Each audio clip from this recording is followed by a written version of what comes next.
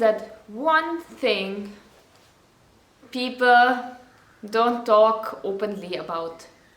I mean, beyond maybe they don't talk openly about their finance problems. That's another thing I'm not going to touch today. Unfortunately, I don't have a solution for that. So I wanted to talk to you about something else. I wanted to talk to you about politics in corporates. And that's actually the why behind my why. Now, I'm going to tell you a little bit more about this, but first I think it's important to understand I've worked for several companies, and this experience is not something specific to one company or to one person. I was actually very lucky to work in some amazing companies. I worked with, I would say, the most inspiring bosses, but I also had my fair share of not so good bosses, and I'm sure you know what I mean. So I think it's nothing specific to a company or specific to an industry or specific to one person as such. I think many of us in a corporate job go through politics. So now I don't mean the politics of which party are you going to vote at the next elections. I'm not talking about the politics in the country or in the world. I'm talking about corporate politics. Now, nobody really openly talks about that, but you can actually listen to the conversations at lunchtime or at tea time while having some tea or coffee. People talk about that. And they talk about this in small groups. They don't talk about this in the meeting rooms or in the boardrooms, but it's something which has a high impact on the company, but actually in the negative side. So I discovered this a little bit deeper because I was inspired by Simon Sineks' talk of why. So what is that why behind your company? I think it's a very inspiring talk. Please watch it on YouTube, his TEDx talk. And for me, there's a reason why I have started my company. Obviously, I love horses, I love to spend time outside, I love to be innovative, inspire people, give them some experience, do something, get active, all of that. That's 100% me.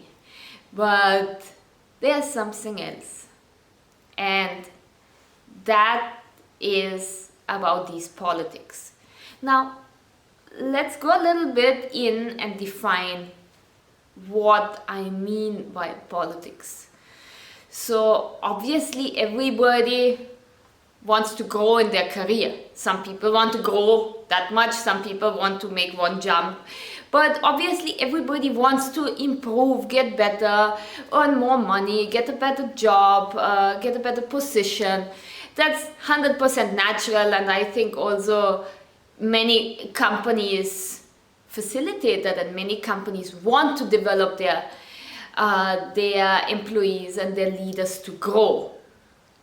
But there's a difference in growing and developing your skills or trying to actually take shortcuts in that and playing the games of politics, meaning influencing somebody in order to get yourself an advantage, which you do not with your skills, but by influencing others, by talking or holding some information or giving some information which might not be wrong. So I think maybe there are better words to describe it. I call it playing politics because I think many of us can identify themselves with this because we have experienced it. And when I experienced that, it kind of gives you two choices. When you see two high managers, maybe department heads, maybe board members even, discussing something and teaming up against another person. And I'm not talking about inequality, I'm not talking about gender issues or issues of different, different opinions or whatever. I'm talking about purely, trying to put somebody down for your advantage. What you sometimes see in the national politics also, that party is talking badly about that other party because they want to get an advantage. And I think this is the most, crippling thing for a company is when they play politics.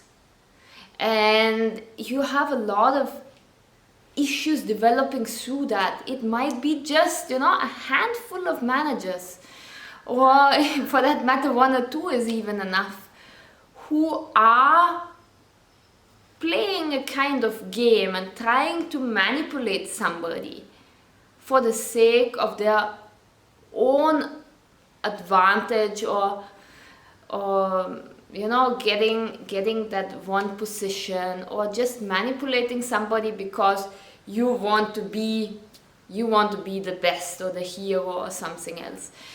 And I think people should be encouraged to develop, to get better, to improve their skills and contribute something to the company. I mean, the company only grows when we get, when we put in our ideas and when we develop and full-heartedly work for that.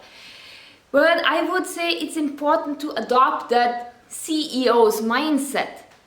So meaning, what would I do if I would be the boss of that company?